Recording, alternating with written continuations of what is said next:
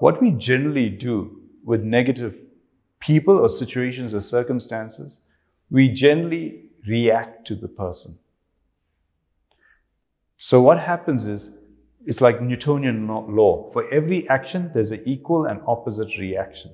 So if someone is negative, what we do is we react. And as much as you and I think we react positively, all we're doing is contributing to the negativity.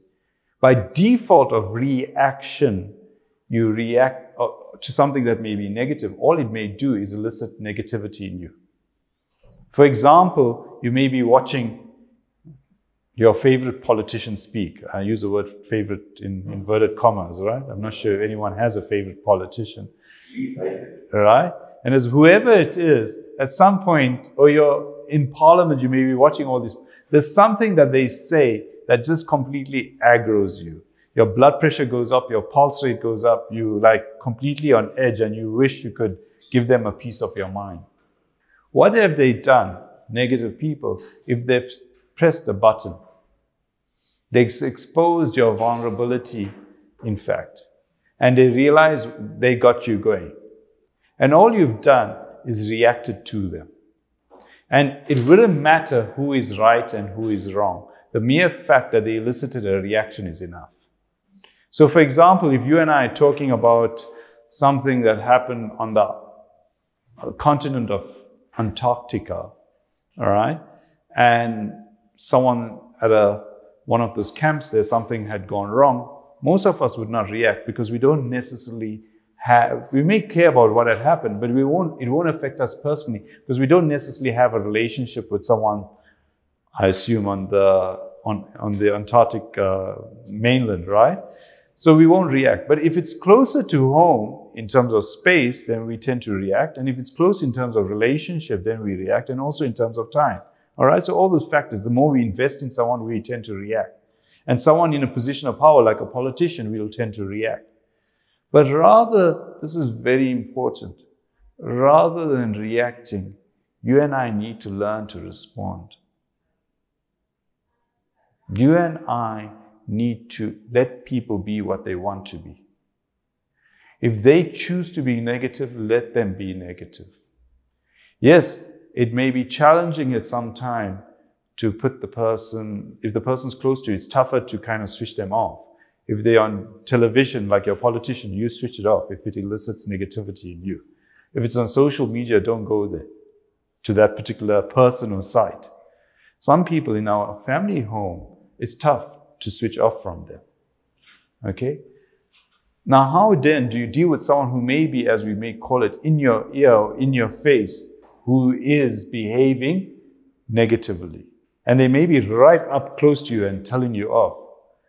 This demands a lot of self-control, introspection, and might some argue restraint.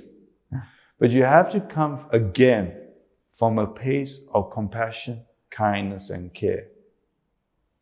And I'll give you an example, is that as part of coaching work I do, I'll ask a business client, so tell me how your week was. And they'll describe, I was up at 3 in the morning finishing reports. I got to bed at 10 o'clock at night. And, and they'll give me what I call the hamster wheel, the rat race of life, the flying around on the freeway around the city of London or Johannesburg or wherever they are, right? At 120 k's an hour or whatever speed and even beyond that. And they'll describe the process of life. And beyond that, I'll ask them, so how are you? And they'll continue though to tell me about the rat race. But no one stops to address exactly how they are as people. What people do when they are being negative, they're talking about a situation, a circumstance, or event, or sometimes even a person. And 99% of all those things we discuss that are negative actually are temporary. What you fundamentally need to look at is who are you as a person and who the person is as a person. And you ask them how they feel. They sometimes are stumped. They may say, hey, yes, I'm angry, I'm upset, I'm negative. But what are you fundamentally? how are you as a person? So the idea is to still rather comes from a space of compassion and kindness. And I've seen it where people are fundamentally different if you address them from a deep space of who they are and where they're coming from. I'll give you a practical example. Years ago, when I was a medical student in South Africa, and I was working at Helen Joseph Hospital. And Chris Hani was assassinated. There was loads of anger, resentments. All right? There was talks of a civil war even. It was going to be crazy because he was one of the stalwarts of the struggle. And we were put on high alert. I was working in a surgical unit that every hospital had to be on high alert because we didn't know what to expect.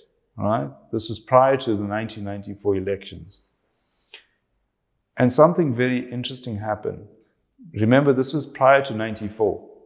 Mandela was no president. In fact, if any title they had called him up to that point was generally terrorist who had been a prisoner. So he was just kind of someone who may be standing for president. But something beautiful happened. He came onto television, the old SABC, and he appealed for peace. And he spoke from a space of compassion, kind and caring and love for his country. The funeral was supposed to be on a Saturday. You could sense the tension in the air. We were at the hospital the Saturday night. It was one of the quietest nights we ever had. It was how he made the whole country feel. One man, one person, with no title at that time, in terms of being a president or a man in power as such. In fact, the power he had was invested in him as a human being, as a person. Shifted how everyone felt, not just in the room, in the entire country. And it was amazing. It was actually one of the most quietest nights, as in not your general Saturday night at a hospital surgical casualty. You can change people, but it means you and I need to change what we are on the inside, regardless of what life throws at you. And life is going to throw at you curveballs, bullets, knives, loads of things, all right?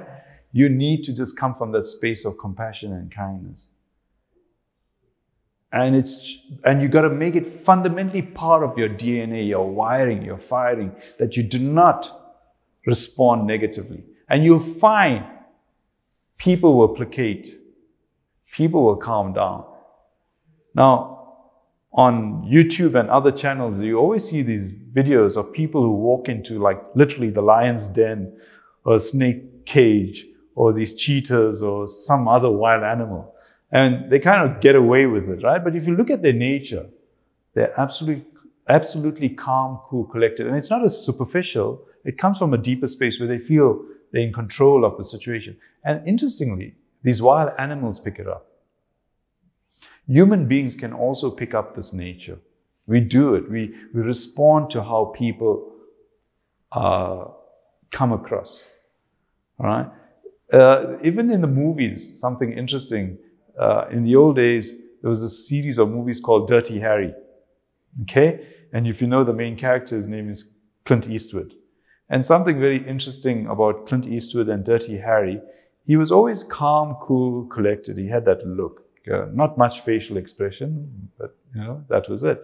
And he'd be standing there with his suit in 1970s bell bottoms and have this huge gun and be pointed at the forehead of someone lying on the floor who was shaking and hyperventilating, heart rate, sweating, all the symptoms of a panic attack.